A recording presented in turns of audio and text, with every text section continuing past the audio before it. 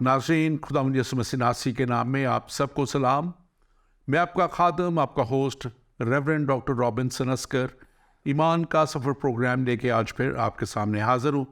और नाज़रीन, मैं खुदावंद अपने खुदा का शुक्रगुज़ार हूँ जो मुझे और आपको इस ज़िंदगी में मौके अता कर देता है कि हम उसके कलाम की सच्चाइयों को जान सकें और कलाम की उन बातों को जो कलाम मुक़द्दस में यानी बाइबल मुक़द्दस में हमें दे दी गई, उन सच्चाइयों को ना सिर्फ हम जानें बल्कि उसके मुताबिक अपनी ज़िंदगी को भी इस्तवार करें, ताकि हम खुदा के कलाम की बातों को समझते हुए, उसके कलाम के मुताबिक चलते हुए और उस कलाम के मुताबिक अपनी ज़िंदगी बसर करते हुए खुदावंद अपने खुदा की मर्ज़ी को पूरा कर सके और फिर उस जगह को हासिल कर सके जिसके लिए यीशु मसीह ने कहा था कि मैं जाता हूँ और तुम्हारे लिए जगह तैयार करता हूँ, ताकि जहाँ मैं हूँ वहाँ तुम भी हो। यकीनन हमारा यीशु, हमारा निजात दहिंदा, हमारा इफ्जी, हमारी चट्टान हमें उस जगह तक लेके जाना चाहता है जहाँ पे हमेशा की ज़िंदगी है, जहाँ पे हमेशा की ज़िंदगी हम खुदावंद अपने खुदा के साथ गुजारेंगे। आज ख़ास तौर पे जब हम बात करना चाहते हैं इन्हीं कलाम की सच्चाइयों की, तो हमने दोबारा से अपना सिलसिला उमाल की किताब, रसूलों के माल, जिन्हें पाखरू के उमाल भी कहा जाता है, वहाँ से हमने शुरू किया है। और हमने बात पिछले प्रोग्राम में की थी पतरस के ताल्लुक से कि कैसे पतरस रसूल जो है वो खुदा के बड़े जलाल के लिए बड़े बड़े मोजज़ात करता है। और ये वो पतरस है जिसके लिए जब नाम आता है तो अगर पूछा जाए तो लोग कहते हैं कि यीशु का जिसने इनकार किया। जी हाँ, ये वही पतरस है जिसने यीशु का इनकार तो किया, लेकिन ये वही पतरस है जो सिर्फ शागिर्दों में से अकेला था जो अदालत तक भी पीछा करता रहा और अदालत में ही जहाँ जब था और बाहर बैठा था तो उसको पूछा गया और जब उसने इनकार किया।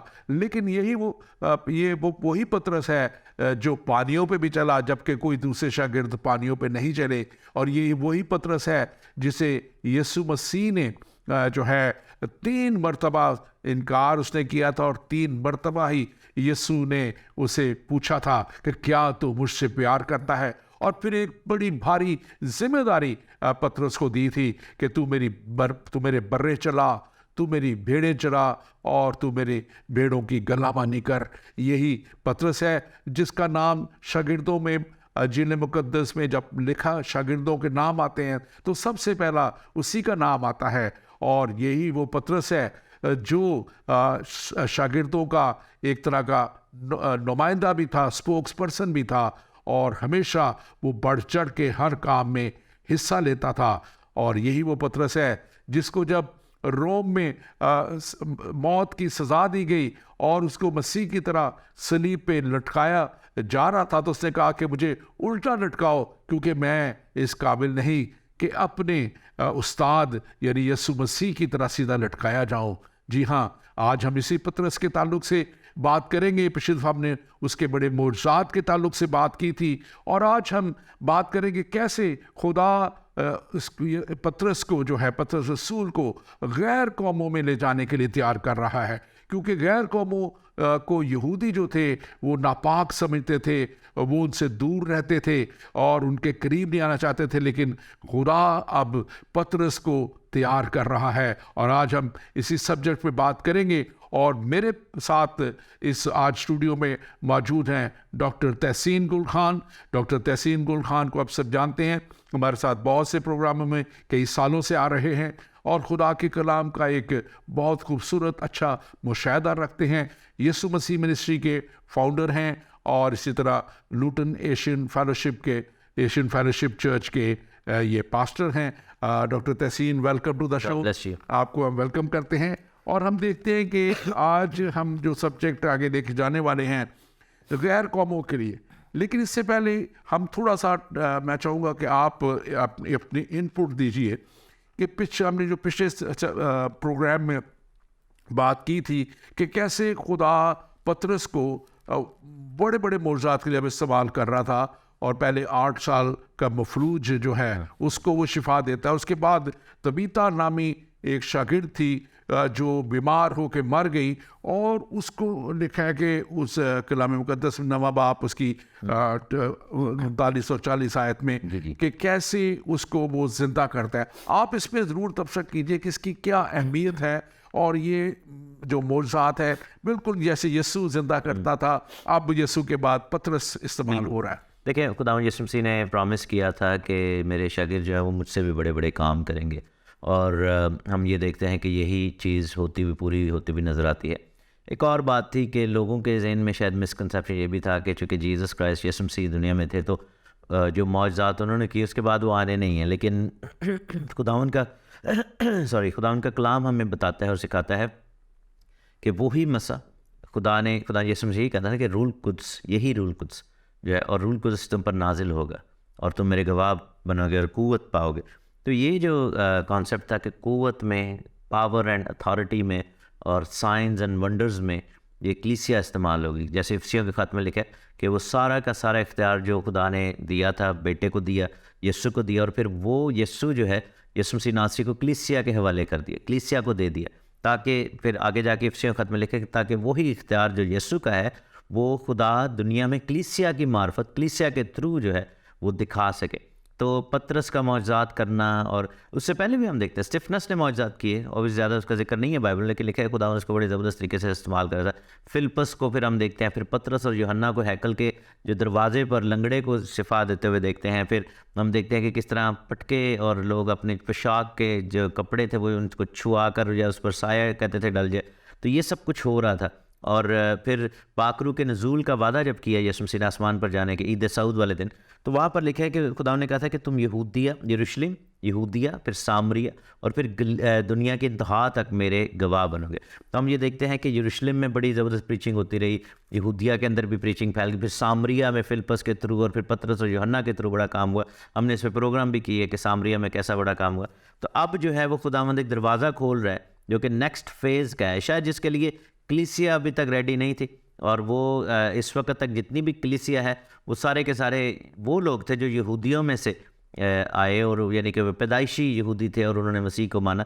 तो हम ये देखते हैं कि ऑलमोस्ट 100% जो चर्च मेंबरशिप है ये वो लोग हैं जो कि पैदाइशी तौर पर यहूदा के कबीला से थे या यहूदी थे, यानी कि मजहबी एतबार से, और वो मसीह में आए। लेकिन गैर कौमों में जाने का तसव्वुर भी नहीं इनके जहनों में था, क्योंकि बाय नेचर वो, क्योंकि एक जिविश नेचर थी, एक इसराइली नेचर थी कि वो अपनी तौरेत को भी, आप देख रहे हैं कि जब तौरेत खुदावंद ने दी, जब शरीयत की किताबें और अंबिया के सहीफे आए, तो वाहिद दाऊद बादशाह या फिर यसाया नबी है जो ये कहते हैं कि गैर कौमों में जाएगा पैगाम। और दाऊद बादशाह ने भी, जैसे हम गीत गाते हैं कि जो आज यो हवा दी सब करेंगे कंडे सारी दुनिया, तो मतलब दाऊद बादशाह के मैसेज में और यसाया के मैसेज में, इज़िकियल के मैसेज में यूनिवर्सल मैसेज कर रहा है। लेकिन यहूदी जो लोग थे वो यही सोचते थे कि नहीं हमारे पे कलाम की बेरुमती ना हो जाए, तो वो अपने तक महदूद रखते थे। तो यही माइंडसेट यहाँ पे था। लेकिन मौजज़ात जो हैं ये कोई भी खादम जब खुदा का खड़ा होगा, और आज भी ऐसे खुदावंद करता है मौजज़ात, तो खुदावंद का रूह जो है वो साइंस एंड वंडर्स के साथ उसकी खिदमत को इस्टेब्लिश करता है। और यहाँ पर ये हुआ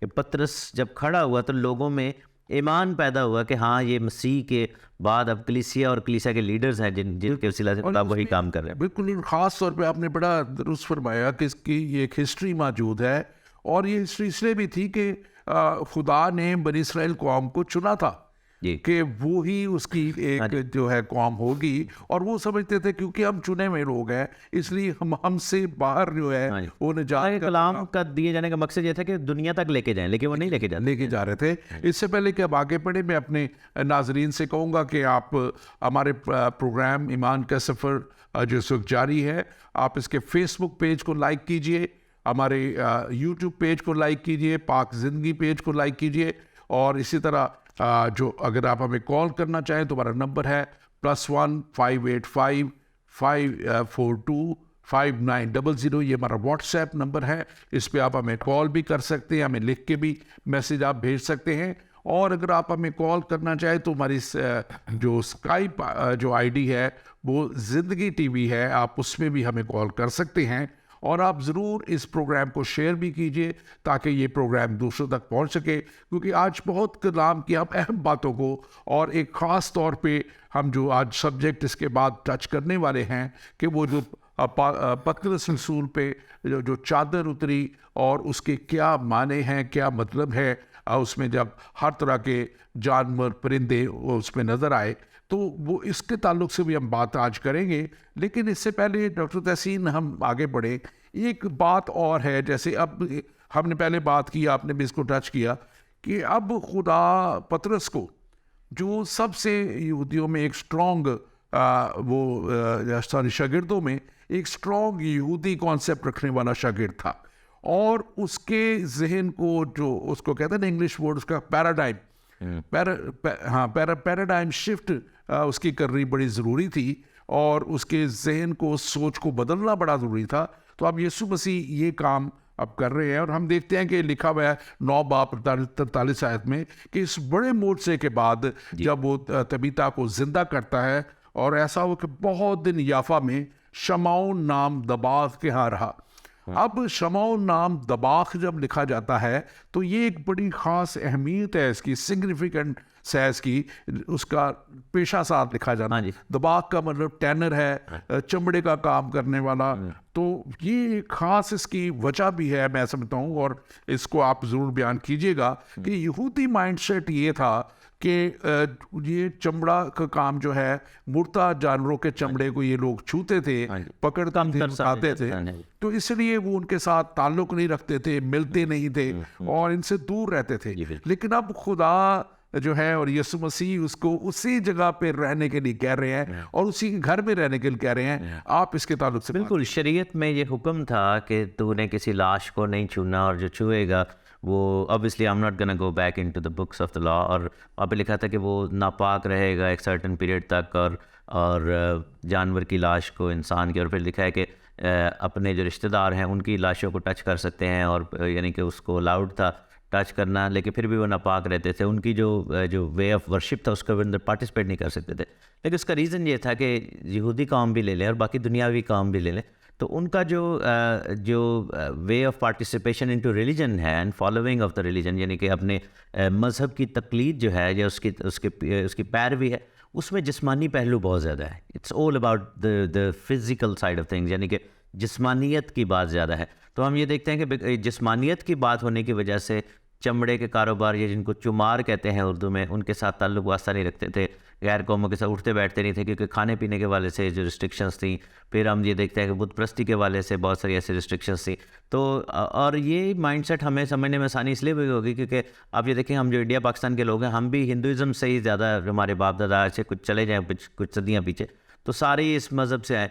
तो ये जो ज़ात पात का, छूत छात का और ऊंच नीच का जो निज़ाम है, वो आज भी हमारे कंट्रीज़ में है। और सेम चीज़ वहाँ पे भी थी कि कोई बढ़तर है, कोई कमतर है, कोई अच्छा है, कोई छूले के लायक है, कोई अछूत है, कोई जो है ज़ात के मामले में जो है वो निचले तबके का है, तबकाती निज़ाम ऐसा था। तो यहाँ पर यही सिलसिला था। तो पतरस के वाले से ये बहुत ज़्यादा बात थी। और इवन कि आप ये देखें कि जब हम गलेशियंस का ख़त पढ़ते हैं तो पौलुस और पतरस में बहस भी इस मौजू पे हुई थी, क्योंकि पतरस जो था वो इस माइंडसेट को समझते थे। और बाइबल में लिखा है कि पतरस जब वो मिलते थे, उठते बैठते थे, तो वो उनके साथ बिल्कुल वैसा अच्छा सलूक करके रखते थे। लेकिन जैसे ही वो यहूदियों के बीच में आते थे तो वो फिर इस तरह के लोगों को इग्नोर कर रहे थे। ये अर्ली स्टेज थी पतरस के लिए भी, यानी कि एक चैलेंजिंग वो बात थी। तो पौलुस रसूल ने पतरस रसूल को ये बोला था कि भाई ऐसा ना करे, क्योंकि ये रियाकारी के ज़ुमरे में आ गए। तो दोनों में इल्मी बहस हुई और पौलुस रसूल ने पतरस रसूल को इस मामले पे उनको एक तरह से डांटा, और पतरस रसूल ने इस चीज़ को एक्सेप्ट भी किया कि हाँ, अगर खुदा मुझे लेके जाना चाह रहे तो मैं छुप कर नहीं जाऊँगा, ओपनली जाऊँगा। और यही बात हम देखते हैं कि खुदावंद पतरस के ज़हन में एक बहुत बड़ी तब्दीली लाने को है। एक तो ये है कि एक बहुत बड़ा स्टेप ये लिया कि वो दबाग के घर में, यानी कि चमड़ा करने वाले के, चमड़ा प्रोसेस करने वाले के घर में। दूसरा ये है कि ऐसा शख्स वहाँ पर कुरनेलियस नाम का शख्स है जो कि पलटन का सरदार है, सूबेदार है, और उसके नीचे बहुत ज़्यादा आर्मी है। तो वो अब पतरस को अपने घर में बुलाएगा। Again that's a big challenge. ये लोग नहीं जाते थे, यहूदी लोग जो है वो, क्योंकि उनको पता नहीं था कि उनका खाना पीना कैसा है। इनके जो रेबिनिकल लॉज थे वो अलाउ नहीं करते थे कि आप उनके साथ उठ बैठ सके, रफाकत रख सके। तो यहाँ पर एक चैलेंजिंग सिचुएशन आने वाली है, और पतरस रसूल को खुदावंद जो है एक कम्युनिकेशन करने वाले हैं। और फिर कम्युनिकेशन का आपने बड़ा अच्छा वर्ड यूज़ किया, और खुदा अब उनको एक बड़े यूनिवर्सल जो है ना, क्या कहें, आलमी आलमी जो एक मसीह का पैगाम, Gospel preaching है। प्रीचिंग या निजात का पैगाम आलमी वाकई कफ़ारा लेके है। जाने के लिए कह रहा है और उस तरफ बढ़ा रहा है खुदावंद। लेकिन इससे पहले कि आगे बढ़े, मैं अपने नाजरीन से कहूँगा कि मेरा फेसबुक का जो है उसके ऊपर हमारी नशरियात जारी हैं, आप इसको ज़रूर शेयर कीजिए, और आपका कोई भी सवाल हो हमें +1 585 542 5900 पे आप रब्ता कीजिए। हमारे फेसबुक पेज को और हमारे यूट्यूब पेज ईमान के सफ़र को आप लाइक कीजिए, और आपकी जो भी क्वेश्चन है अगर आप फेसबुक पे भी करना चाहें तो आप हमें कर देते हैं। और आज का जो हमारा मजमून है वो है पतरस रसूल और गैर कौमों, पतरस रसूल गैर कौमों में, और गैर कौमों में अब खुदा उसको तैयार करके लेके जा रहा है। हम इस पर आज बात कर रहे हैं, और आज ख़ास तौर पे डॉक्टर तहसीन हम यहाँ देखते हैं कि जब यूनिवर्सल हम गॉस्पल के मैसेज की कि आलमगीर ये मैसेज है, आलमगीर ये खुदा का जो पैगाम है दुनिया के लिए, तो यहाँ पे हमें नज़र आता है इन्हीं 8वां 9वां 10वां बाब जो माल की किताब का है। 8वें बाब में हमें नज़र आता है कि नोहा के 3 बच्चे थे। पहला जो है उसका जो है उसमें हमें नज़र आता है हबशी खोजा, और वो फिलिप्पस के हाथों जो है यीशु मसीह पर ईमान लाता है, रूह कुछ हाम की जो औलाद है। हाँ जी बिल्कुल। और ये हाम की नस्ल से था। अब दूसरा जो है वो साउल जो है वो सिम की नस्ल से था, उसके दूसरे बेटे सिम की नस्ल से था, जिसका साउल का ताल्लुक पालूस बाद में बनता है। और अब हम देखेंगे अगले बाप में जब हम जाएंगे तो करनीलियस जो है ये याफ्त की नस्ल से था। तो ये तीनों बेटों के आगे से नस्लें चली थी और ये पूरी दुनिया में फैली थी, और ये दुनिया में फैल के मुख्तलिफ ये कबीले इलाकों में चले गए थे। तो अब हर जगह खुदा का पैगाम हम पहुँचता हुआ यहाँ नज़र आ रहा है हमें, हम देखते हैं। आप इसके ताल्लुक से भी ज़रूर थोड़ा बात कीजिए। बिल्कुल, ये जैसे आपने कहा है कि यूनिवर्सल एक खुदा का पैगाम है, और बहुत जगहों पे ऐसा हुआ भी। हम जैसे सामरिया के अंदर, अब सामरी भी जो थे वो सारे यहूदी तो नहीं थे, वो मिली जुली नस्लें थीं, लेकिन कलीसिया जो थी उनको भेजने में आर नहीं हुआ इतना, क्योंकि वो फिर भी शरीयत के फॉलोअर्स थे और वो शरीयत को मानते थे। हालांकि वो जो किताबें मान रहे थे उसमें उन्होंने अपनी भी ऐसी बहुत सारी बातें जो है वो सोच कर रखी होती थी, और वो अपने उनके तरीक़ाकार काफ़ी बदले हुए थे। तो एक तरह से यूँ समझे कि यहूदियों के अंदर एक फ़िरका जो था, एक नया फ़िरका हुआ था जो कि कुछ 100 साल पहले वहाँ पे बना। तो डिफरेंसेस बहुत थे, सामरिया से मेल जोल नहीं था, लेकिन खुदा ने वहाँ पे भी काम किया, क्योंकि पतरस और रसूलों को सामरी औरत से जो मुलाकात थी यीशु मसीह की वो याद थी, तो इस वजह से वो वहाँ पे काम हुआ। और जैसे आपने बड़े अच्छे तरीके से बताया कि कहाँ मैसेज जो है इस वक्त फैलना शुरू हो गया है, दुनिया के कोनों में जाना शुरू हो गया, और यरूशलेम यहूदिया की हदें जो है वो ब्रेक होना शुरू हो गई हैं, सामरिया की हदें जो है वो ब्रेक होना शुरू हो गई। और ये जहाँ पर हम देखते हैं कि रूमियों के पास कलाम लेकर जाना है, और इसमें बाद में जब आप देखेंगे कि बाकायदा काउंसिल बिठाई गई, और इस पे भी हम बात करेंगे, वो जो काउंसिल बैठी थी, क्योंकि पतरस पौलुस वो बेतरेक जाना शुरू हो गए एक टाइम आया बार बार कलाम लेके, तो बड़ा अचंभा हुआ कलीसिया को भी। और उस वक्त जो कलीसिया में काहिनों से लोग आए हुए थे, फरीसियों से लोग आए हुए थे, उनके लिए ये बड़ी नाकाबिल कबूल बात थी। 12 रसूलों का ऐसा नहीं था, लेकिन बाद में जो कि एंटर हुए थे। बिल्कुल, एक हमारे पास सवाल है जी, हम इसको लेते हैं, और मैं भी इसका जवाब देता हूँ और आप भी दीजिए, इसको शेयर कीजिएगा। इसमें पादरी रॉबिन्सन, मैं आपके लिए खुदा का शुक्र अदा करता हूँ। जब भी आपका प्रोग्राम देखता हूँ तो आप में हमेशा रूहानी तवानाई देखता हूँ, आप हमेशा जोश और जज्बे से भरे हुए होते हैं। पादरी साहब, मैं नासिर हूँ इस्लामाबाद में चाहता हूँ कि आप अपने प्रोग्राम के ज़रिए इस सवाल की ज़रूर वजाहत करें कि ज़िंदगी का ताज क्या है। मेरे भाई Nasir, thank you very much, और आपके इन अच्छे अल्फाज के लिए भी मैं खुदा का शुक्र अदा करता हूँ, और दुआ गो आपके लिए भी हूँ, और आप मेरे लिए भी दुआ करते रहे कि खुदावंद इसी तरह इस जोश और जज्बे को कायम रखे, और अब आखिरी हद तक ज़िंदगी का ताज लेने के लिए ये जोश और जज्बा कायम रहे। अब ज़िंदगी का ताज कलाम मुक़द्दस में ये कोई वो ताज नहीं है जो मलका बरतानिया का ताज है या कोई दूसरा ताज है, बल्कि ये वो रूहानी बात है जो हमें समझाई गई है कि यीशु मसीह के पास उस हमेशा की ज़िंदगी में जाने के लिए, उस हमेशा की ज़िंदगी को पाके एक ख़ास रुतबा हासिल करने के लिए, क्योंकि कलाम मुक़द्दस में लिखा है कि हम जब जाएंगे मसीह के पास तो वहाँ पे मुख्तलिफ़ तरीक़ों से यीशु मसीह ने खुद कहा था कि वो आसमान की बादशाही में बड़ा कहलाएगा और वो आसमान की बादशाही में छोटा कहलाएगा। तो होंगे तो हम उसी बादशाहत में, लेकिन कुछ को ख़ास रुतबे दिए जाएंगे, कुछ को खुदा की ज़्यादा कुर्बत उनकी सारी मेहनत के वसीला से लिखा है कि वो अपनी मेहनतों से आराम पाएंगे। वो मेहनत जो हम करते हैं निजात और तौबा के बाद, और हम खुदा के लिए जब फल लाते हैं तो लिखा है कलाम मुक़द्दस में कोई 100 गुना, कोई 60 गुना, कोई 30 गुना फल लाता है। तो जाहिर है जो 100 गुना लाता है उसको ज़्यादा खुदा की तरफ से जो है वो शाबाश भी होगी। और यही मैं समझता हूँ कि हमारे लिए एक ज़िंदगी का ताज है जो हमें खुदा ज़रूर अता करेगा। डॉक्टर तहसीन आप इसमें ऐड कीजिए ज़रूर। जी भाई, बात यह है कि दो चीज़ें आपको जहाँ पे समझने की ज़रूरत है। एक बात आप करें ज़िंदगी और दूसरा ताज। तो हम ये देखते हैं कि मसीह के लहू के सबब से हमें ज़िंदगी मिली है, हम ज़िंदगी हमेशा की ज़िंदगी, ठीक है ना। और ताज जो है वो बादशाही को ज़ाहिर करता है, ठीक है ना। तो आप इन दो अल्फाज से सीख लें कि मसीह में आने के बायस हमें हमेशा की ज़िंदगी और बादशाही मिली है। इस सिचुएशन को ज़िंदगी का ताज कहते हैं। And there is a physical crown as well, क्योंकि कलाम में लिखना है कि मैं ज़िंदगी का ताज दूंगा। तो वो इस चीज़ के निशान होगा। जैसे मुझे याद है कि जब हम यूके आए और फिर हम इधर की बादशाहत का हिस्सा बन गए तो हमें फिर एक पासपोर्ट भी मिला, एक आइडेंटिटी जो है वो मिली। और उन्होंने कहा जी ये आप अब से ब्रिटिश हैं और आपको कैसे कहा जाए ब्रिटिश, ये पासपोर्ट है, इसके मुताबिक अब ये आपकी आइडेंटिटी है, जहाँ पे भी जाएँ ये ज़रूर दिखाएं। तो सिमिलरली एक है वो सिचुएशन, यानी कि वो स्टेट जिसमें हम रहेंगे, यानी कि हमेशा की ज़िंदगी और खुदा की बादशाही, और उसको रिप्रेजेंट करने के लिए हमारे सरों पर ताज भी रखा जाएगा। तो उस सारी सिचुएशन को ज़िंदगी का ताज कहते हैं। God bless you. हाँ, और इसमें जो वायत वैसे तो जिसका ताल्लुक है कि जान देने तक वफादार रह, तो मैं तुझे ज़िंदगी का ताज दूंगा। तो यकीनन ये ज़िंदगी का ताज जब अब जान देने तक वफादार रहते हैं और खुदा की खिदमत करते हैं तो वो खुदा के ज़ूर में हमें जो एक एलिवेशन है वो जो मिलता है।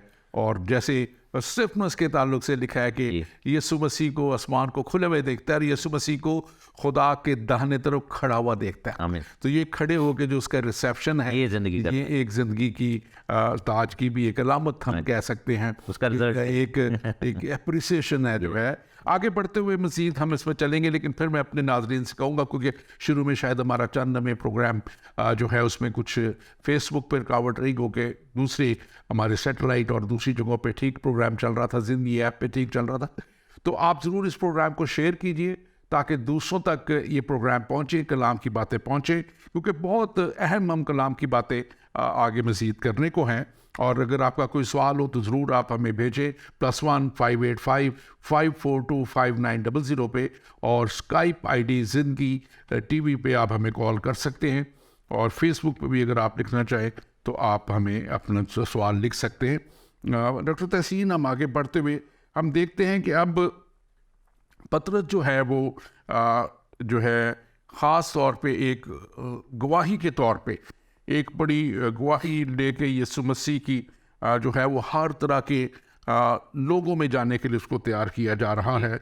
और यहाँ पे दो अब हमें रोया नज़र आती है जब हम चैप्टर 10 में जाते हैं, 10वें चैप्टर में।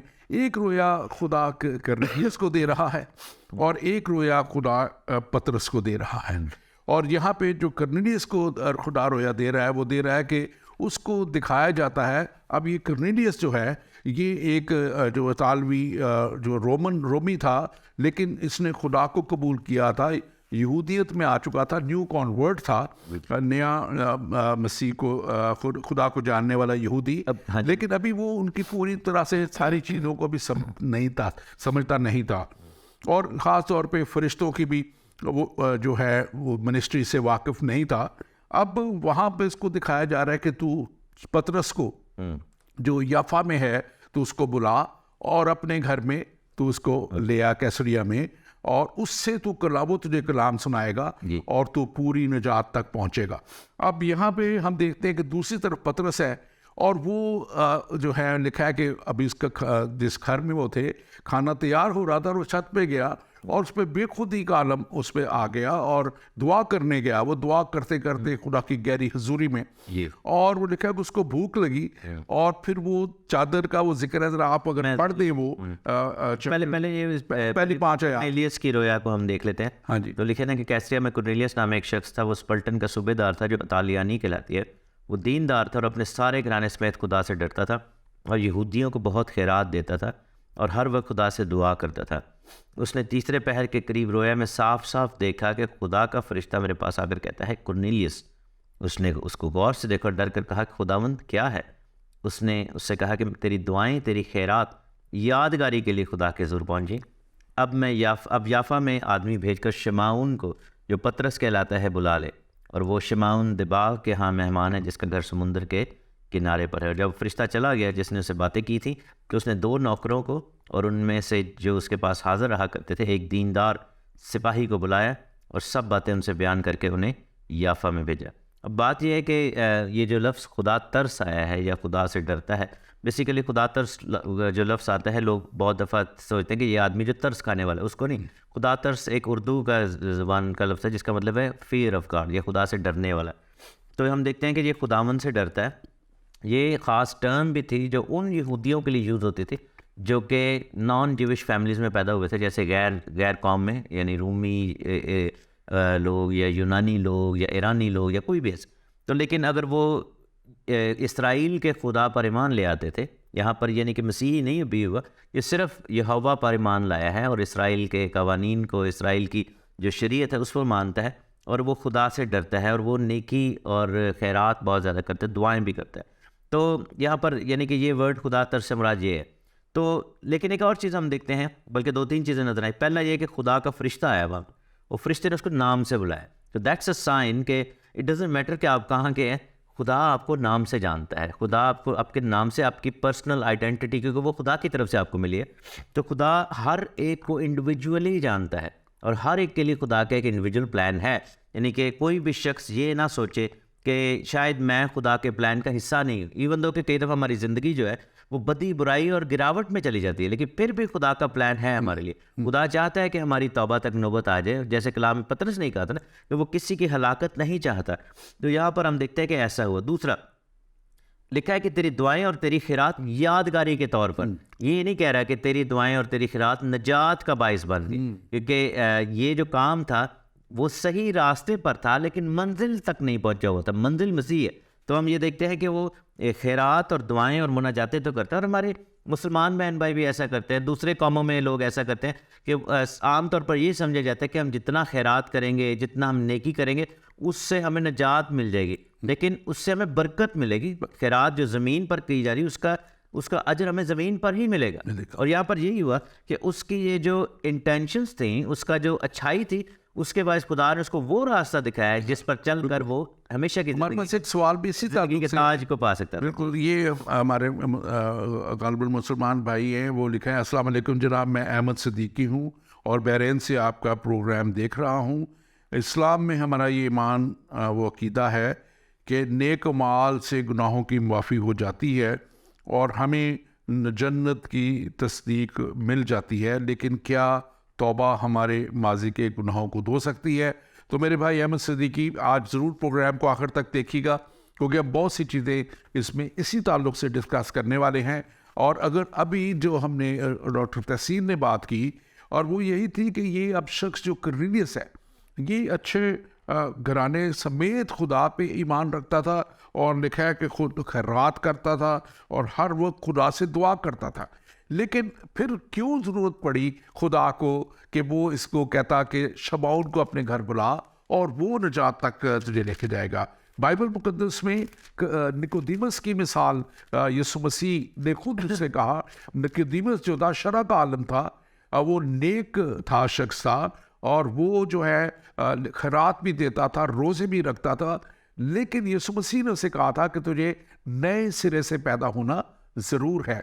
तो जो बात आप कह रहे हैं, मैं उसको थोड़ा सा भी बयान करूँगा और थोड़ा सा हम आगे जाके इसको डिस्कस भी करेंगे, इसके ताल्लुक से बात भी हम करेंगे कि अच्छे उमाल इंसान के खुदा के ज़ुर आपको मकबूल करते हैं और वो फिर खुदा उनको जैसे इस शख्स को, कर्नेलियस को, वो खुदा कहता है कि इस शख्स को बुला ले, वो उसको खुदा जो है हमेशा की निजात तक लाने में मुआवनत करते हैं। और यीशु मसीह पे जो ईमान लाना है और गुनाहों की मुआफ़ी जो है, जो आपने कहा है कि क्या हमारे माजी के गुनाहों को धो सकती है, तो माजी के गुनाहों को धोने के लिए जो है यीशु मसीह पर ईमान लाना और यीशु मसीह के कफ़ारे को कबूल करना कि वो कफ़ारा मेरे और आपके गुनाहों के लिए दे दिया गया।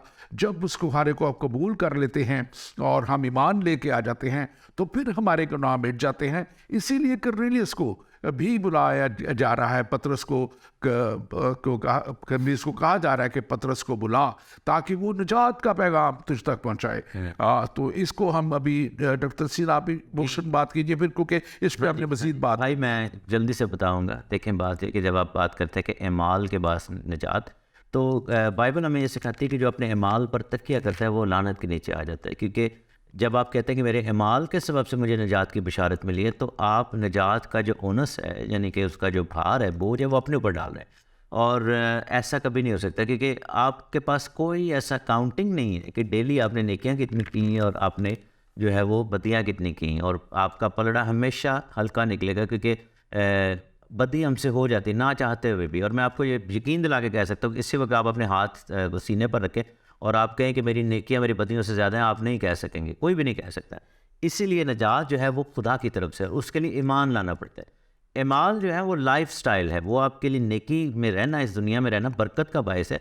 लेकिन नजात जो है वो, मैं आपको एक ले मैन एग्जाम्पल समझाऊंगा। जैसे आप बहरीन में रहते हैं, ठीक है ना, वहाँ के कानून की पासदारी करना जो है वो आपका लाइफ स्टाइल है, आपको डेली करना पड़ेगा वरना आपको जुर्माना होगा, ठीक है।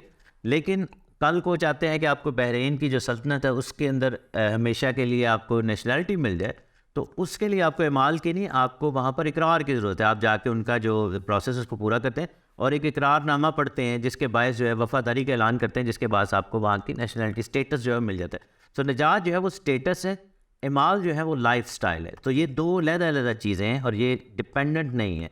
जो स्टेटस है वो आपको जो मालिक बादशाह है उसकी तरफ से मिलता है और उसके लिए आपको इकरार करना पड़ता है कि हाँ मैं तेरा वफादार हूँ, और इस इकरार के बायस आपको वो स्टेटस मिल जाता है। हाँ जी, हम इसके बाद भी आगे इस पे चलेंगे, क्योंकि इस ताल्लुक से थोड़ी सी बात आगे का जो पैसेज है उसमें भी फिर आएगी दोबारा से। तो यहाँ पे आप जरा अगर पढ़ दीजिए 10वां बाब उसकी 9 से 20 आयत तक, जो पूरा वाकया फिर आगे का बयान रहेगा। देखिए कि दूसरे दिन जब वो राह में थे और शहर के नज़दीक पहुंचे, तो पतरस दोपहर के करीब कोठे पर दुआ करने का चढ़ा और उसे भूख लगी और वो कुछ खाना चाहता था। लेकिन जब लोग तैयार कर रहे थे तो उस पर बेखुदी छा गई। तो उसने देखा कि आसमान खुल गया और एक चीज़ बड़ी चादर की मानिंद चारों कोनों से लटकते हुए ज़मीन की तरफ उतर रही है, जिसमें ज़मीन के सब किस्म के चौपाए और कीड़े मकोड़े और हवा के परिंदे थे। उसे एक आवाज़ आई कि ए पतरस, उठ, ज़बह कर और खा। मगर पतरस ने कहा, है खुदावन, हरगिज़ नहीं, क्योंकि मैंने कभी कोई हराम या नापाक चीज़ नहीं खाई। फिर उससे दूसरी दफ़ा आवाज़ आई कि जिनको खुदा ने पाक ठहराया है तो उन्हें हराम ना कहे। 3 बार ऐसा ही, और फिल फौर वो चीज़ आसमान पर उठा लेगी। जब पतरस अपने दिल में हैरान हो रहा था कि ये रोया जो मैंने देखी क्या है, तो वो आदमी जिन्हें कुरनेलियस ने भेजा था, शमौन का घर दरियाफ्त करते दरवाजे पर आकर खड़े हो गए। पुकार कर पूछने लगे, शमौन जो पतरस कहलाता है यहाँ मेहमान है? जब पतरस उस रोया को सोच रहा था तो रूह ने उससे कहा, देख 3 आदमी तुझे पूछ रहे हैं, बस उठकर नीचे जा और बेखटके उनके साथ हो ले, क्योंकि मैंने ही उनको भेजा है। पतरस ने उतर कर उन आदमियों से कहा कि देखो, जिसको तुम पूछते हो वो मैं ही हूँ, तुम किस सबब से आए हो? उन्होंने कहा, कुरनेलियस सूबेदार, जो रास्तबाज और खुदा तरस आदमी और यहूदियों की सारी कौम में नेक नाम है, उसने पाक फरिश्ते से हिदायत पाई कि तुझे अपने घर बुलाकर तुझसे कलाम सुने। बस उन्होंने उन्हें बुलाकर उनकी मेहमानी की। अब यहाँ पे हम ख़ास तौर पे जो बात अब नज़र आ रही है हमें कि एक तरफ हमने देखा था कि उसको कर्नेलियस को बेखुदी में खुदा एक रोया दे रहा है, दिखा रहा है, और फिर फरिश्ते की वसीला से भी बात हो रही है। और यहाँ पे खुदा जो है यीशु मसीह ख़ास तौर पे जो है पतरस को अब ये बता रहे हैं। अब यहाँ पे जो एक ख़ास बात है, ये चादर का उतरना, इसको हम पहले बात कर लेते हैं। और इस चादर में लिखा है कि हर तरह के किस्म के चौपाहे और कीड़े मकोड़े और हवा के परिंदे थे। अब इसको बहुत से लोग जो है वो दूसरे नज़र से देखते हैं, लेकिन हम ये देखते हैं कि ये टेक्निकली जो है ये बात खाने पीने की नहीं थी। ये बात जो थी असल में, जैसे हमने शुरू में कहा था कि खुदा अब पतरस को गैर कौमों के लिए तैयार कर रहा था। पहले उसको शमाउन दबाग के यहाँ रखा, जहाँ वो चमड़े वालों को खुदा ने उसका ज़हन साफ किया कि इनको तूने इनसे दूर नहीं रहना।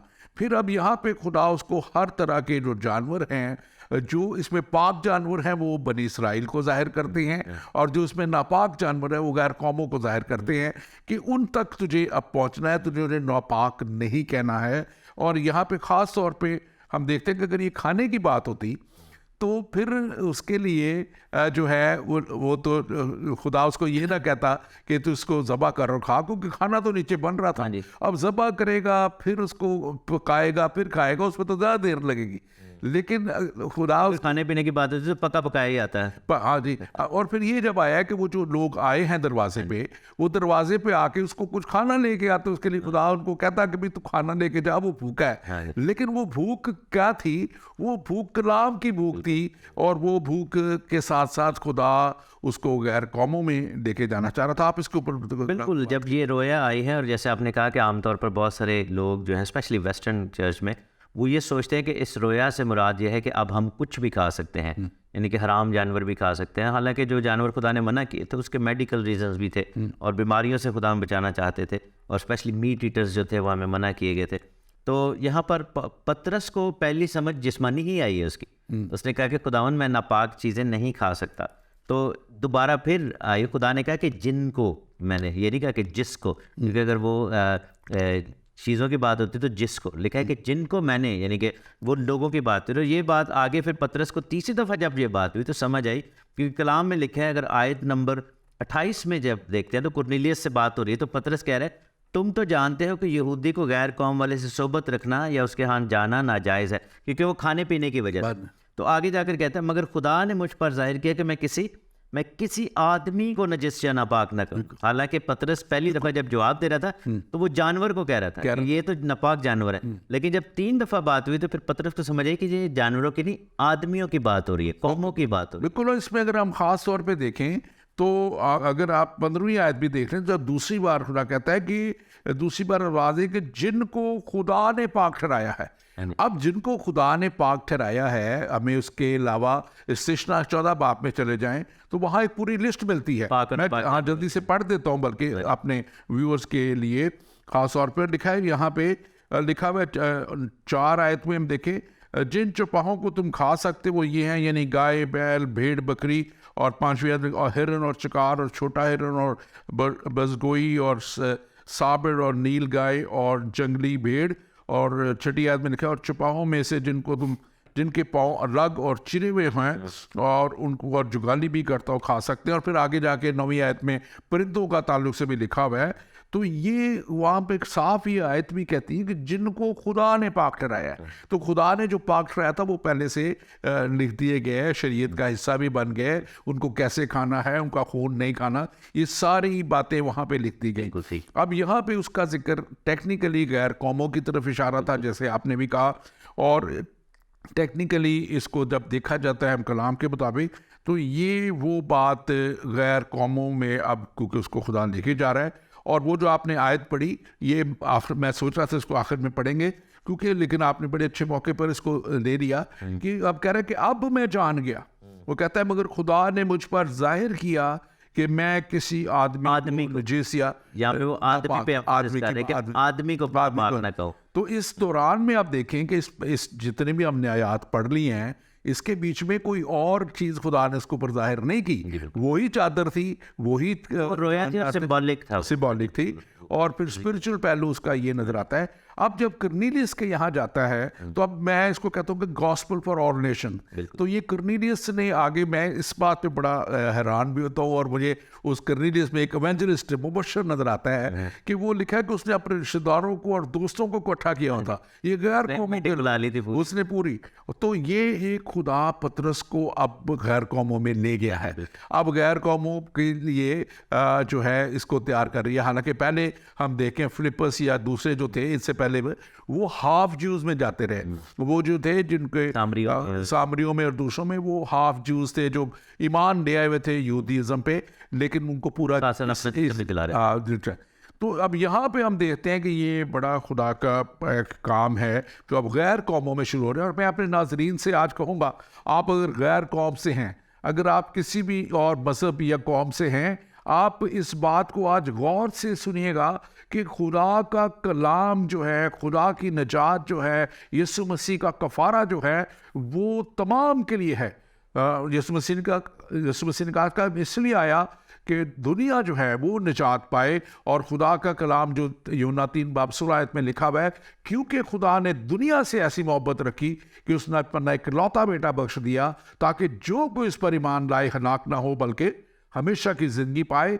तो कफ़ारा यीशु मसीह का यूनिवर्सल है तमाम लोगों के लिए, और आज आपके लिए भी यही कफ़ारा अब मौजूद है जिसका यहाँ बात हो रही है। और आज हम जब बात कर रहे हैं तो आज ही आपको कलाम हमारे वसीला से पहुंच रहा है, जैसे इस कर्नेलियस को पतरस पर लेके जा रहा था, आज खुदा इस मीडिया के वसीला से, हमारे वसीला से आप तक ये प्रोग्राम लेके जा रहा है। डॉक्टर तहसीन, आप एक चीज़ ऐड करना चाहूँगा कि मेरी एक दफ़ा बात हो रही थी एक अपने मुस्लिम भाई से, तो वो काफ़ी उन्होंने फ़ख्र के साथ ये बात की कि पाकी और नापाकी का जो कॉन्सेप्ट है, पाकीज़गी का और नेकी का और इमाल का, ये सब ये हमारे मज़हब ने दिया है। और उसके ज़हन में शायद ये मिसकंसेप्शन था, शायद उन्होंने एक दो किसी गोरों को देखा होगा कुछ करते हुए, तो उनके ज़हन में था, और गोरे अमूमन हर गोरा भी क्रिश्चियन नहीं होता है, एथियस्ट भी होते हैं, तो उसके ज़हन में था कि शायद मसीहियत में ये नहीं है। लेकिन बाइबल में ये सब चीज़ें मौजूद हैं, यानी कि पाक जानवर कौन से हैं। और मेरा ख्याल है कि हराम हलाल का जो कॉन्सेप्ट है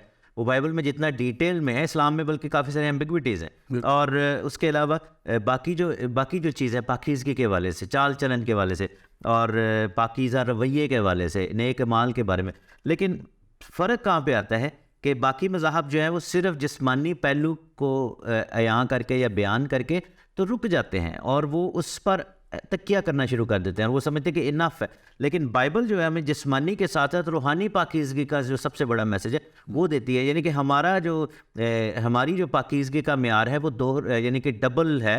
वो जो समझे कि वो ज़्यादा स्ट्रिक्ट है, क्योंकि हमें जिस्मानी पाकीज़गी के साथ साथ खुदा रूहानी पाकीज़गी में भी लेकर चलना चाहता है। जैसे एक एग्जांपल है कि जो हरामकारी करे उस पर सज़ा है, लेकिन यीशु ने कहा कि जो इसके बारे में सोचे भी तो वो भी सज़ा के लायक है। तो यानी कि हमारा जो क्राइटेरिया वो ज़्यादा स्ट्रॉन्ग है, ज़्यादा स्ट्रिक्ट है और ज़्यादा यानी कि डिटेल्ड है। तो इसलिए मैं अपने मुसलमान बहन भाइयों से कहूँगा कि आप बाइबल ज़रूर पढ़ें, ये तमाम कॉन्सेप्ट बाइबल से लिए गए हैं, और बहुत सारे कॉन्सेप्ट सिर्फ जुज़वी तौर पर लिए गए हैं और उनको रीनेम किया गया, लेकिन ऐसा नहीं है। बाइबल हर एक कॉन्सेप्ट जो है वो बताती है। मेरे ख्याल आपके पास इसको हमारे पास क्वेश्चन ही एक जस्ट ऑब्जर्वेशन है, मैं इसको पढ़ देता हूँ। भाई तहसीन, बहुत अच्छा लगा आप को आज एक बार फिर देखकर। मैं खुदा उनका शुक्रगुजार हूँ कि खुदा आप जैसे और भाई ज़िया मसीह जैसे लोगों को अपने जलाल के लिए इस्तेमाल कर रहा है। जब मैं आप जैसे भाइयों को देखता हूँ जो मसीहत का प्रचार कर रहे हैं, तो मुझे उमाल की किताब का किरदार याद आ जाते हैं, जैसे बरनबास, सिलास, पतरस और पौलुस की तरह ये काम कर रहे हैं।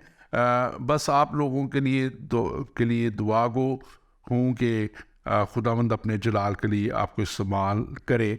तो मेरे भाई बहुत बहुत शुक्रिया आपका, और आपने अपना नाम नहीं लिखा, लेकिन हम आपके लिए खुदा के शुक्रगुजार हैं। आप ज़रूर दुआ करते रहें, हम सब के लिए दुआ करते रहें, और ख़ास तौर पे मेरी कोशिश होती है कि अच्छे खुदा का कलाम की समझ रखने वाले अपने दोस्तों को, साथियों को मदऊ किया जाए। हमारे और भी बहुत से अच्छे दोस्त आते हैं, हम इन सब के लिए खुदा के शुक्रगुजार हैं। डॉक्टर तहसीन, आगे बढ़ते हुए वक्त हमारे पास थोड़ा रह गया है। लिखा हुआ है कि ये अब एक और बात इसमें बड़ी अहम है, जो मैं समझता हूँ कि लोगों को सिखाने की भी बात है और कुछ बताने की भी बात है, कि अब ये जो कर्नेलियस है ये उस वक्त यहूदी कौम पर हाकम, रोमी हाकम थे, और ये सूबेदार जिसके नीचे 100 बंदा होता था जो कंट्रोल करता था सारे मामलात को, पलटन का सरदार था ये। तो अब ये जब पतरस आया उसके पास, तो लिखा है कि वो गिरकर और उसके पाँव में गिरकर उसे सजदा करता है, वेलकम करता है, तो वो उसको उठाता है हाँ जी, और कहता है उसकी कि worship नहीं हाँ, वो जो वर्शिप एक्सेप्ट नहीं करता है, और वो कहता है कि तू मैं भी तेरी तरह इंसान हूँ। और आज बहुत से हम लीडरों को, मजहबी लीडरों को, रहनुमाओं को हम देखते हैं कि वो लोग उनके पाँव में गिर रहे हैं, पाँव चूम रहे हैं, कोई कुछ कर रहे हैं, कोई कुछ कर रहे हैं। ये चीज़ें कलाम के मुताबिक नहीं, और हमें इन चीज़ों से गुरेज भी करना है। लोगों ने तो खादिमों के नाम अपने नामों के साथ लगा लिए हुए बड़े बिल्कुल करते। ये इसको पर्सन वर्शिप कहते हैं, यानी कि इंसानी प्रस्तुत करना। क्योंकि बात यह है कि जैसे उसने कहा था ना कि ये अगर खुदा की तरफ से ना हो तो इंसान के लिए तो मुमकिन नहीं है। और सबसे बड़ी बात जो आपने की कि शायद उस वक्त तक कुरनेलियस भी अपना छुप छुप के शायद ईमान में था, नेक नाम था लेकिन पर्सनल फेथ में था।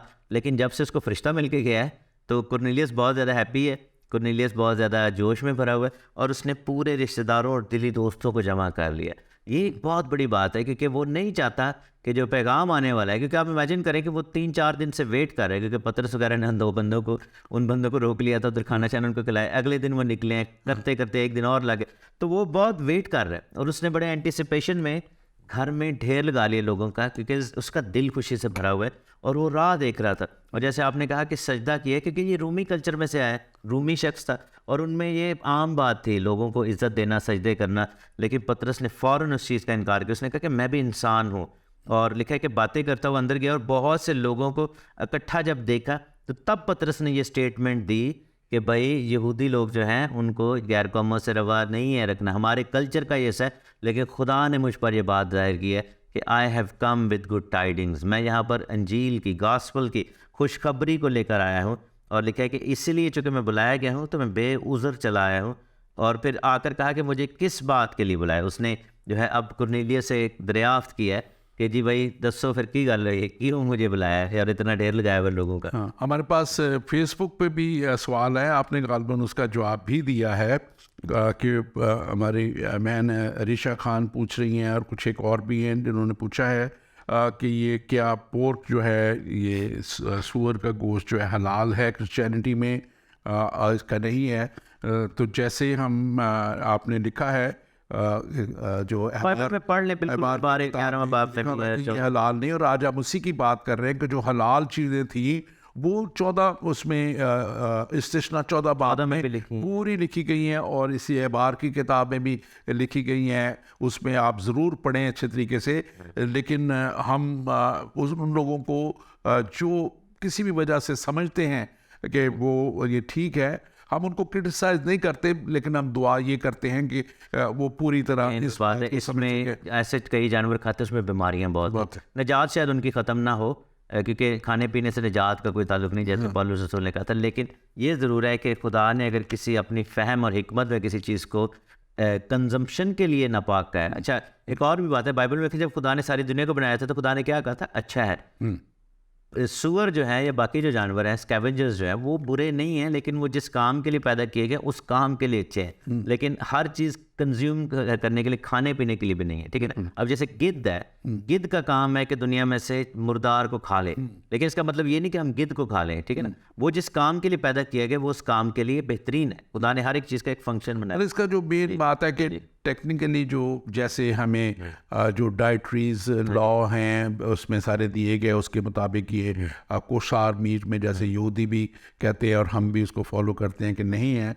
बाकी जैसे अगर कोई अपनी एक एग्जाम्पल हम देख लें कि जो चमगादड़ें खाने की वजह से कोविड फैल गया पूरी दुनिया में, ठीक है ना। अब चाइना के लोग बहुत कुछ खा लेते हैं, तो खुदा ने क्यों मना किया था इन चीज़ों को? क्योंकि बहुत सारे ऐसे जानवर हैं जो ऐसे पैरासाइट्स कैरी करते हैं, जो अगर वो मॉलिक्यूल्स या वो चीज़ें अगर ह्यूमन उसमें आ जाए तो वो वायरसेस क्रिएट कर सकती हैं, और बहुत सारी बीमारियां जो हैं ऐसे फैली हैं दुनिया में। असल में ये जो सवाल आ रहा है मेरा ख्याल है वो इस वजह से कि हमने चादर की बात की थी, तो कुछ लोग इस चादर में कहते हैं कि शायद अलाउ कर दिया गया, खुदा ने कहा था, लेकिन खुदा कुछ और बात कर रहा था, रूहानी बात कर रहा था, खुदा गैर कौमों की बात कर रहा था। और उसको कुछ लोग जो हैं वो चाहे कलीसिया में हो या कलीसिया से बाहर हो, क्योंकि आजकल तो कलीसिया से ज़्यादातर लोग बाहर हैं, तो वही एक जो इसको रूल करते हैं चीज़ों को आगे बढ़ते हुए। एक बड़ा अहम इसमें बात है जो मैं समझता हूँ कि इसको मैसेज जो है आलमी कलीसिया के लिए 34वीं आयत में लिखा है, और पतरस ने ज़ुबान खोल कर कहा,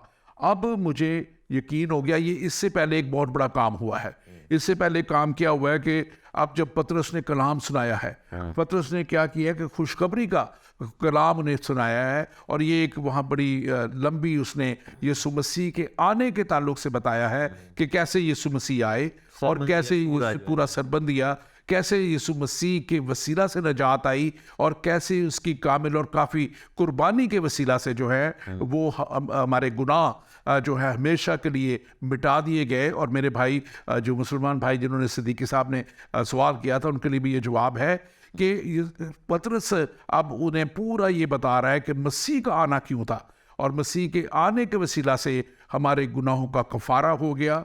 और वो कहता है कि अब मुझे पूरा यकीन हो गया कि खुदा किसी का तरफदार नहीं, और बल्कि हर कौम में से जो उससे डरता है रास्तबाजी करता है उसको पसंद करता है। तो अब ये क्लियर हो गया है कि तमाम दुनिया में अगर जितनी भी कौमें हैं, जितने भी मज़ाहिब हैं, जितनी भी नस्लें हैं, कोई भी हर कौम में से जो उससे डरता है वो खुदा उस तक निजात के पैगाम को ले जाता है। आप इसके ताल्लुक से जरूर ज़बरदस्त बात है वो ये है कि जब पतरस ने उससे पूछा कुरनेलियस से भाई क्या बात हुई, उसने अपना सारी रोया बताई। अब पतरस उस टाइमिंग को देख रहा है कि जिस टाइम पे फरिश्ता कुरनेलियस को नजर आ रहा था, उसी टाइम पे मुझे वो चादर वाली रोया नजर आ रही थी, क्योंकि दोनों टाइम्स को टैली किया गया। और लेकिन है कि जब उसने ये सब कुछ बता दिया और फिर उसने ऑब्वियसली पतरस ने तो किसी ज़्यादा लोगों को बताया नहीं हुआ था, कुरनेलियस को कैसे पता लगे कि शमाउन दबा के घर में कोई नाम बंदा है, पतरस नाम का बंदा बैठा हुआ है। और जब ये सब कुछ हुआ है तो पतरस को यकीन आ गया कि इस सब के पीछे खुदा का हाथ है। तो वहाँ पर पतरस ने अपने जो जिस्मानी, अपने इलाकाई और अपने पुराने मज़हब यानी यहूदियत के, यानी कि अपने जो समाजी जो बैरियर्स से उनको ब्रेक कर दिया, उनको तोड़ दिया। उसने कहा कि अब से मैं ऐसा नहीं सोचूंगा जैसा मैं सोचता था, और उसको यकीन भी हो गया। उसने जब पैगाम दिया, और एक बड़ी ज़बरदस्त बात उसने की, यानी कि खुदा की तरफदारी की तो बात कर रहा है, और 43वीं आयत में लिखा है जब मसीह का पैगाम दे देता है तो कहता है कि यीशु मसीह की सब नबी गवाही देते हैं कि जो कोई इस पर ईमान लाएगा उसके नाम से गुनाहों की माफ़ी हासिल करेगा। यहाँ पर लिखा है सब नबी जितने भी नबी आए हैं दुनिया में, सब के सब जो है वो मसीह की गवाही देते हैं, क्योंकि मसीह की तरफ से भेजे गए थे। तो ये जो है इसलिए, जैसे वो भाई उनकी आप बात कर रहे थे अहमदी साहब की, तो उनको भी यही पैगाम है कि हर नबी जो है वो पैगाम ये देता है कि जो खुदा का पैगाम है, और सारे नबी बनी इसराइल के पास आए, उनमें से किसी ने भी और किसी सोर्स की गवाही नहीं दी। बनी इसराइल जो कि नबियों को नहीं मानते थे, रिजेक्ट करते थे एट दैट पॉइंट, तो वो नहीं मानते थे उन चीज़ों को। लेकिन बाइबल हमें बताती है कि हर नबी ने पॉइंट आउट जो किया है वो मसीह की तरफ किया है, और इसके लिए हम खुदा का शुक्र करते हैं। और जब वो पैगाम उसने दिया है, उसने गवाही दी कि रूल कुदस की कुदरत से मसा किया गया, जुल्म उठाए और शिफा दी इसने, और यहूदियों के मुल्क और यरूशलेम की जो कामों के गवाह हैं उसको सलीब पर लटका कर मारा गया, तीसरे दिन वो जिंदा हुआ और सब पर जाहिर हुआ और आसमान पर चला गया। अब ये बातें मानना कि यीशु मेरे लिए मरा, मेरे लिए जी उठा, कब्र में गया, जी उठा और आसमान पर गया, ये बातें जो है ये हमें निजात देती है। और भाई ने कहा था ना, एमाल के ज़रिए नहीं, इस चीज़ पर ईमान ले लें। लेकिन अगर हम ये कहते रहे कि वो मरा ही नहीं, और ये बात वो मुश्किल खास तौर पे यही वो बात है जिसके लिए खुदा ने इन दोनों को रोया दिखाई है। बिल्कुल। और दोनों को रोया दिखाने के बाद अब देख, इस शख्स को जो खुदा से प्यार करता है और खुदा की दुआ करता है, उसको अब वो पूरी निजात तक ले आए हैं। और फिर आगे जाके सिर्फ निजात तक ही नहीं आए, क्योंकि वक्त बहुत थोड़ा रह गया, मैं इस पर जल्दी जाना चाहता हूँ। और पतरस ये बातें कह ही रहा था 44वीं आयत में 10वें बाब की, कि रूल कुद्स उन सब पर नाज़िल हुआ, और जो कलाम सुन रहे थे, किन पर नाज़िल हुआ? जो कलाम सुन रहे थे, जो सुनते नहीं हैं। बिल्कुल, आज लोग कलाम नहीं सुनते हैं, आज लोग उसमें तनकीद करते हैं, आज लोग उसको अगर सुनते भी हैं तो तनकीदी नज़र से देखते हैं, लेकिन ये तो बुला के उनकी खिदमत कर रहे हैं और कलाम सुन रहे हैं। और लिखा है कि पतरस के साथ जितने मख्तून ईमानदार आए थे वो सब हैरान हुए कि गैर कौमों पर भी रूह कुद्स की बख्शिश जारी हुई। सो द होली स्पिरिट, पाक रूह, खुदा का रूह जो है वो गैर कौमों पर भी जाहिर हुआ है, गैर कौमों को भी उसने महमूर कर दिया है और गैर कौमी भी उससे भर गई। आप इस पे मैं यही कहूँगा कि जब पतरस सुना रहा होगा ये मैसेज, तो इमेजिन करें आसमान पर जो सेलिब्रेशन चल रही, और यहाँ पर नज़र आता है कि जितने लोग वो खुश और बेताब थे, शायद खुदा का रूह उससे ज़्यादा बेताब था, और खुदा की रूह ने यानी कि पानी के बपतिस्मे का भी वेट नहीं किया। और यहाँ पर एक एक्सेप्शन क्रिएट हुई, और मैंने अपनी ज़िंदगी में 2-3 ऐसे लोगों को देखा है कि वो इतने मेंटली तैयार होते हैं खुदा के लिए कि पानी का बपतिस्मा बाद में लिया और पाक रूह का नज़ूल पहले हो गया। और आप ये देखें कि लिखा है कि पाक रूह की बख्शिश आई, गैर ज़ुबानें बोलने लगे और खुदा की तमजीद करने लगे। और जब वो मस्सा और वो वही एक्सपीरियंस जो पेंतिकोस्त का था, जब इन पर होता है, तो पतरस के लिए वो that was the last nail on the head के अब वो और क्या आ गया था कि पाक रूह भी मिल गए, गवाही भी होगी, तो अब उसके पास कोई भी रीज़न नहीं रहा ये सोचने के लिए कि निजात सिर्फ थोड़े से लोगों के लिए है, बल्कि अब उसको समझ आ गई कि पूरी दुनिया के लिए। और उसने फिर क्या कहा, उसने कहा कि कोई ऐसी चीज़ है जो पानी से रोक सकती है कि ये बपतिस्मा ना पाए, और रूल कुदस जब इनको मिल गया और हमारी तरह, उसने कहा हमारी तरह, कम नहीं, डिफरेंट नहीं, हमारी तरह, तो फिर कहता है कि उसने फिर उनको खुदावन के नाम में बपतिस्मा दिया और उनके साथ रहा, और पूरी कम्युनिटी ने उधर देखे निजात पाली। और ये एक चीज़ है, ये फर्स्ट इंस्टेंस है चैप्टर 10 जिसमें प्रीचिंग टू द जेंटाइल्स और दुनिया के लिए दरवाज़ा जो है वो खुदा के कलाम का और निजात का खुलता हुआ नजर आता है। खुदावन का शुक्र है इस बात के लिए। और पतरस ने जो प्रीचिंग की है, और लिखे ना कि मखतून ईमानदार जो आए थे, यानी कि जो यहूदी बैकग्राउंड से, वो भी हैरान हो गए कि भाई ये क्या हुआ कि ये जो ना मखतून लोग हैं जो कि गैर कौम में, क्योंकि उनके ज़हन में शायद ये था कि हमारे लिए सिर्फ ये हमारे लिए है रूल कुदस, क्योंकि हम जानते हैं सिर्फ रूल कुदस को। लेकिन मैं समझता हूँ कि अगर वो ये काम ना होता तो आज हम भी गैर कौमों में बैठे होते, लेकिन खुदा ने हम सबको इसी वजह से। Thank you very much doctor Tahseen, हमारे पास वक्त ख़त्म हो गया, बातें बहुत ही अच्छी और अभी बाकी थी। लेकिन नाज़रीन देखें, गैर कौमों पर पाक रूह का नाज़िल होना और फिर जो यहूदी थे उनका हैरान होना, आज इस बात को जाहिर करता है कि खुदा जो है उसने यीशु मसीह को इसीलिए भेजा। यीशु मसीह का आना, उसके रूह से पैदा होना, खुदा के रूह से पैदा होना, और रूह अल्लाह कुरान शरीफ इसे कहता है। और ये इसलिए हुआ कि दुनिया तक, पूरी दुनिया तक, चाहे कोई किसी मज़हब का और का मानने वाला है या किसी मज़हब को ना मानने वाला है या किसी को भी नहीं मानता, आज उसके लिए भी ये पैगाम है कि अगर वो खुदा के पास आ जाएगा तो हमेशा की ज़िंदगी पाएगा, अपने किए हुए गुनाहों की मुआफ़ी पाएगा, और हमेशा की ज़िंदगी का वो ताज जिसका जिक्र भी अभी हमने किया, उस ताज को भी हासिल करेगा। और वो ताज यकीनन खुदावंद की हजूरी में वो जगह है जो हमारे लिए तैयार की गई है, उसके करीब बैठना है और उसकी पाक हजूरी में पहुंच जाना है, जिसके लिए मेरा ईमान है कि ये कुरनेलियस और उसके साथी पतरस की इस बड़ी गवाही और इस बड़ी तब्दीली, या हमें दो तब्दीलियां नज़र आती हैं। एक तब्दीली हमें ये नज़र आती है कि कुरनेलियस जो है वो एक नई ज़िंदगी पा गया, और एक तब्दीली हमें ये नज़र आती है कि पतरस के ऊपर से वो जो गैर कौमों में ना जाना या गैर कौमों को नापाक समझना था, यहूदीज़म में जो बात थी उसमें से उसको निजात मिल गई। और वो उन कलीसियों का, जिसका मैंने पहले भी जिक्र किया था पिछले प्रोग्राम में भी, कि वो 7 कलीसियां जो एशिया माइनर में जिनका जिक्र है मुकाशवा की किताब में, उन कलीसियों का जो है वो बानी बन गया, उन कलीसियाओं को बनाने वाला बन गया। और आज खुदा आपको भी इस्तेमाल करना चाहता है। आप किसी भी रंग, नस्ल या मजहब से हैं, खुदा के हुजूर में आप आएंगे तो खुदा आपको अपने बड़े बड़े कामों के लिए इस्तेमाल करेगा। चाहे आप किसी भी मजहब से हैं, मत खौफ खाएं, मत डरें, आज खुदा के कलाम को कबूल करें और यीशु मसीह को अपना निजात दहिंदा मान के उसके पीछे चलें, तो आप देखेंगे कि आप जैसे शागिर्दों को यीशु मसीह ने कहा कि मैं तुम्हें आदमगीर बनाऊंगा, उन मछेरों को आदमगीर, जैसे आज हम देख रहे हैं कि एक बड़ी कलीसिया, पतरस ने दूसरे बाब में था कि बहुत से यहूदी 3000 एक दिन में वो मसीह पे ईमान ले आए, फिर 2000 उसके बाद में ले आए। आज गैर कौमों में निकल के ये मुनादी की गई और बहुत से लोग ईमान ले आए।